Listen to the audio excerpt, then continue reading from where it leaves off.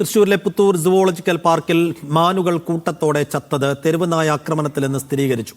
തെരുവുനായയുടെ ആക്രമണത്തിന്റെ പാടുകൾ മാനുകളുടെ ശരീരത്തിലുണ്ട്. മരണകാരണം ക്യാപ്ചർ മയോപ്പതി എന്ന അവസ്ഥയാണെന്ന് chief forest veterinary officer doctor Arun Zacharia പറഞ്ഞു.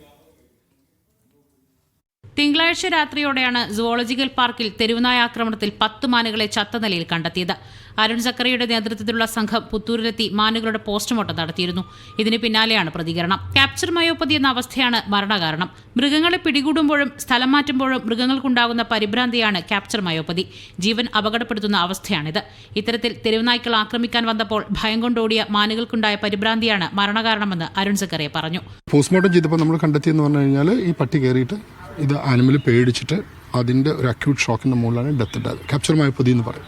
മാനുകൾ ചത്ത സംഭവത്തിൽ ഇന്നലെ വനമന്ത്രി AK ശശീന്ദ്രൻ അന്വേഷണം പ്രഖ്യാപിച്ചിരുന്നു. ഈ അന്വേഷണ സമിതിയിലെ അംഗം കൂടിയാണ് ഡോക്ടർ അരുൺ സക്കറിയ. 4 ദിവസത്തിനകം പ്രാഥമിക റിപ്പോർട്ടും 2 ആഴ്ചക്കകം അന്തിമ റിപ്പോർട്ടും സമർപ്പിക്കാനാണ് നിർദ്ദേശം. മീഡിയ 1 തൃശൂർ.